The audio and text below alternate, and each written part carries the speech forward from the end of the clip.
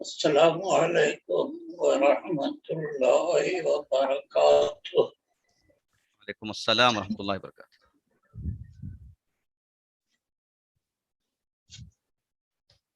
الحمد للہ رب العالمین، الصلاۃ والسلام علی رسولہ صحابہ اجمعین۔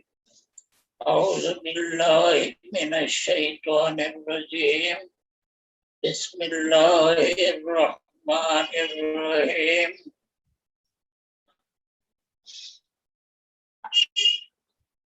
یا ایھا الرسول بلغ ما انزل الیک من ربک وإن لم تفعل فما بلغت رسالته واللہ یعصمک من الناس۔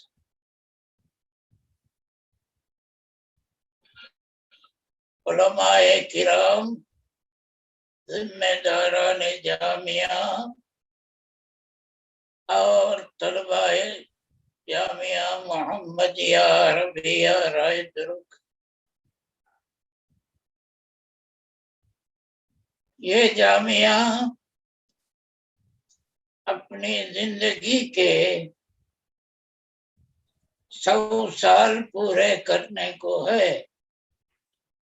یہ حضرت مولانا سید اسماعیل صاحب رحمت اللہ علیہ کا لگایا ہوا پودا ہے، جو آج پھلتا پھولتا اس شکل میں ہمارے سامنے ہے۔ یہ بات سب کو معلوم ہے کہ آج کی دنیا کا حال کیا ہے۔ یہاں پبلسٹی کی بڑی ضرورت ہے، اور اس میدان میں ہم بہت پیچھے ہیں۔ مجھ سے پہلے ایک مقرر نے 3-4 ہندی مسلمانوں کی صحافت کا ذکر کیا، ایک مولانا آزاد، دوسرے مولانا محمد علی، تیسرے مولانا ظفر علی خان، اور ان سے پہلے سر سید احمد خان بھی پائے کے صحافی تھے، جنہوں نے تہذیب الاخلاق کے ذریعے سے قوم میں شعور اور بیداری پیدا کرنے کی کوشش کی۔ سر سید کے بعد ان 3 علماء نے، مولانا آزاد، مولانا محمد علی اور مولانا ظفر علی خان نے جنگ آزادی کے مجاہدوں کا رول ادا کیا۔ آپ لوگوں کو معلوم ہوگا کہ مولانا محمد علی کلکتے سے نکالتے تھے اپنا نامہ کامریڈ میں اس وقت کامریڈ ہندوستانی ریاست سرکار کا پائے تخت تھا۔ لارڈ کرزن کے زمانے تک کلکتہ پائے تخت تھا، اس کے بعد پائے تخت دلی منتقل ہوا، یعنی 1911 میں مولانا محمد علی بھی حکومت کے پیچھے دلی پہنچے۔ جہاں بھی پائے تخت قائم ہوا وہاں محمد علی نے اپنا رسالہ جاری کیا۔ مشہور ہے، آپ نے سنا ہوگا، وائسرائے میں ایک وائسرائے لارڈ ریڈنگ تھا، جو اپنے ملک کا چیف جسٹس تھا۔ جب وہ وائسرائے تھا تو مولانا محمد علی بڑے معرکے کی داستان لکھتے تھے۔ مشہور ہے، کتابوں میں لکھا ہے کہ لیڈی ریڈنگ کی بیوی اس رات کو چین سے نہیں سوتی تھی جس کی صبح میں کامریڈ منظر عام پر آنے والا ہوتا تھا۔ یعنی جب پرچہ آتا، وہ پرچہ پڑھ کر جب وہ رات کی نیند کی تلافی صبح کے وقت کرتی تھی۔ مولانا آزاد نے آگ برسائی، اسی طرح مولانا محمد علی، مولانا ظفر علی خان نے بھی اس میں بڑا اہم رول ادا کیا۔ یہ ان لوگوں کی صحافت کی طفیل حکومت برطانیہ کو آخر میں اس ملک کو خالی کرنا پڑا۔ بہرحال ان کی حکومت 1857 سے لے کر 1947 تک پورے 90 سال رہی، مگر مسلمانوں کی حکومت یہاں 800 سال سے زیادہ رہی۔ 90 سال کی مدت میں انہوں نے اپنی تبلیغ و دعوت سے عیسائیت کو یہاں بہت پھیلایا۔ آج آپ دیکھیے گاؤں گاؤں آپ کو چرچ ملے گا، لیکن مسلمان جنہوں نے اپنی حکومت یہاں 800 سال سے زیادہ مدت تک قائم رکھی، ان کی حکومت کا اثر یہ ہے کہ انہوں نے اسلام کی دعوت و تبلیغ کی طرف توجہ نہیں دی۔ علماء نے یہ کام کیا، بادشاہوں میں دکے لوگوں نے کیا ہوگا، لیکن عام طور پر شاہی خاندانوں سے تعلق رکھنے والوں نے دین اسلام کو پھیلانے کی کوشش نہیں۔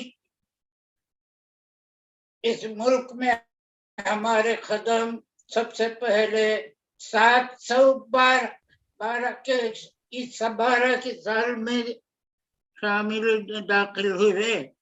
محمد بن قاسم کی حکومت سندھ میں 712 سن عیسوی میں آئی، اور یہ حکومت کب تک چلی؟ مسلمانوں کے مختلف خاندانوں نے یہاں حکومتیں کی پورے ہندوستان پر، بعض علاقوں میں۔ آخر کار یہ حکومت آصف جاہ سابق 7ویں آصف جاہی بادشاہ عثمان علی خان کے دور پر 1948 میں ختم ہوئی۔ اس طویل مدت میں اگر مسلمان بادشاہ چاہتے تو سارے ہندوستان کو مسلمان بنا سکتے تھے۔ یہ میں اپنی طرف سے نہیں کہہ رہا ہوں۔ حیدرآباد میں ایک بڑے محرک تھے، ہارون خان شیروانی، وہ بڑے ہسٹورین تھے، تاریخ دان تھے۔ انہوں نے ہمارے دستور کا ترجمہ بھی اردو میں کیا تھا۔ انہوں نے لکھا ہے کہ جناب مسلمان بادشاہوں نے یہاں رہ کر حکومتیں کی، عیش و عشرت کے سامان بہت پہنچائے، لیکن دین اسلام کو انہوں نے پھیلایا نہیں۔ خیر، آزادی کے بعد مسلمانوں نے بہت کوشش کی، علماء نے، لیکن صحافتی میدان خالی ہی رہا۔ مولانا ثناء اللہ نے، پھر مولانا آزاد، مولانا محمد علی وغیرہ وغیرہ نے سیاسی خدمات انجام دی۔ مولانا ثناء اللہ صاحب نے مختلف غلط قسم کے مسالک کی تردید میں بہت مضامین لکھے، جیسا کہ مجھ سے پہلے ایک مورخ نے بھی اشارہ کیا اس طرف۔ اس کے بعد ضرورت اس بات کی پیش آئی کہ ہمارا کام یہ ہو کہ ریاستی زبانوں میں، یہاں بہت سی ریاستیں ہیں، ان کی زبانیں ہیں، ان زبانوں میں صحافتی کوششیں کی جائیں، اور سب سے بڑھ کر یہ کہ انگریزی زبان میں جو سارے ملک میں پڑھی جاتی ہے، سمجھی جاتی ہے، اس میں کوئی ماہنامہ یا ہفتہ وار نکلے۔ بڑے بڑے علماء نے اس کے لیے کوشش کی، لیکن یہ کوشش کامیاب نہیں ہوئی، اس لیے کہ مسلمان امراء اس کام کی طرف انہوں نے توجہ نہیں دی۔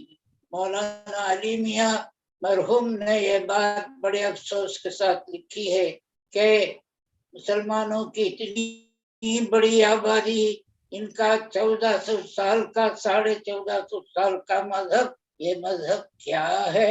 اس کا تعارف ملکی زبانوں میں، بین الاقوامی زبان میں نہیں ہوا ہے۔ یہ بڑے افسوس کی بات ہے۔ تو ایسے میں ہمارے जामिया मोहम्मदिया अरबिया राय दुरुक के इंतजामिया ने ये रिसाला निकालने की कोशिश की है। मैं उनके सालाना असल सबील का मुताला मैंने किया है। इसमें वो उर्दू के साथ अरबी, फिर तेलुगु, फिर कन्नड़ा, फिर गालिबन हिंदी, इन सब जबानों में भी उन्होंने इस्लाम के तारुफ के लिए मज़ामीन लिखे हैं, लिखवाए हैं। इस चीज की हमें जरूरत है। गैर मुस्लिमों को समझाने की जरूरत है कि इस्लाम क्या है। आज मुसलमानों का इस मुल्क में क्या हाल है, ये सब आप लोगों को मालूम है। इसके लिए इसका सबब यह है कि यहाँ की पब्लिक नहीं जानती कि इस्लाम क्या है। यहाँ की पब्लिक ये जानती है कि क्रिश्चियनिटी क्या है। क्रिश्चियनिटी के चर्च गांव-गांव फैले हुए हैं। ये अंग्रेजों की हुई कामयाब कोशिश है, लेकिन हम लोग इससे अब तक गफलत करते रहे। उर्दू में रिसाला निकालिए, लेकिन साथ ही साथ आप जिस रियासत में रहते हैं उस रियासत की जो जुबान है, तेलुगु है, कन्नड़ा है, मलयालम है, तमिल है, इन जबानों में भी इस्लामी मालूमात को पहुंचाने की कोशिश कीजिए तो ये कोशिश मुबारक होगी। कौमों की तामीर वक्त लेती है, इसमें सदियां गुजर जाती हैं तब कहीं चलकर लेकिन खिलाफ आता है। अभी कुछ देर पहले एक मुखर्रिर मुझसे पहले इनखिलाफ का जिक्र कर रहे थे। इनखिलाफ सदियों के बाद आता है, वक्त तलब है यह काम। आपने एक मजमून लिखा, उसे छापा, लोगों ने पढ़ा, उनका जहन, उनकी जिंदगी नहीं बदले, ऐसा नहीं होता है। अल्लाह के रसूल सल्लल्लाहु अलैहि वसल्लम मक्के में थे। कितने साल मक्के में थे? 10-15 बरस तक मक्के में थे। बड़ी मुश्किल से 40 आदमी मुसलमान हुए। मक्के की जमीन ये बीच कबूल नहीं कर सकी, इसलिए अल्लाह के रसूल ने मदीने मुनव्वरा को हिजरत फरमाई। वहां जाने के बाद जरा मुसलमानों को चैन लेने का मौका मिला, इस्लाम की तबलीग शुरू हुई। अब हम लोगों के करने का काम ये है कि हम अपनी जिंदगी से, अपने अमल से ये बताए कि इस्लाम क्या है। इस मुल्क में आज जो कुछ हो रहा है सब पर जाहिर है।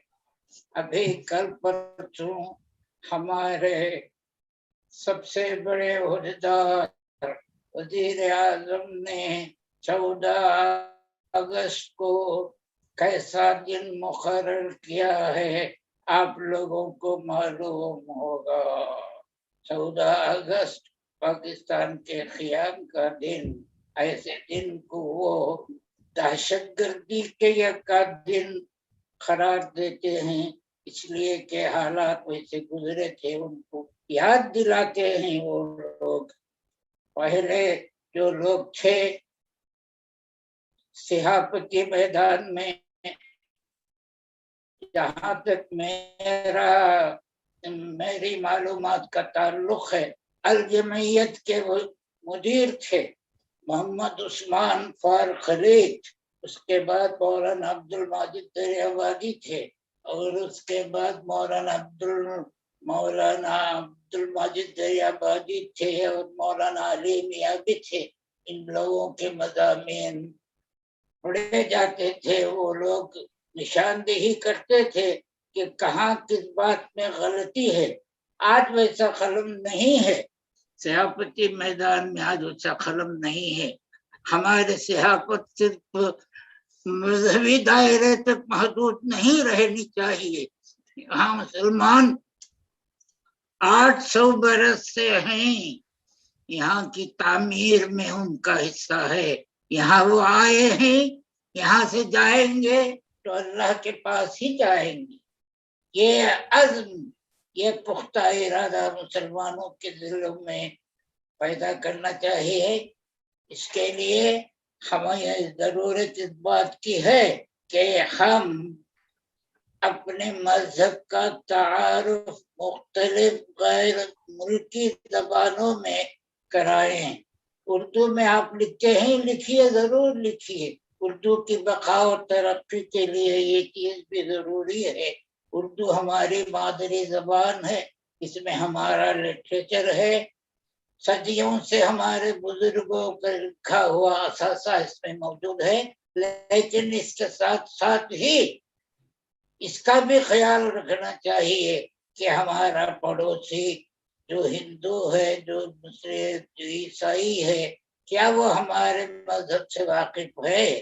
میں اس موقع پر ہمارے جامعہ محمدیہ کے اساتذہ اور اس کے انتظامیہ کو مبارکباد دیتا ہوں کہ جامعہ کی زندگی ایک صدی پوری ہونے کی آئی ہے.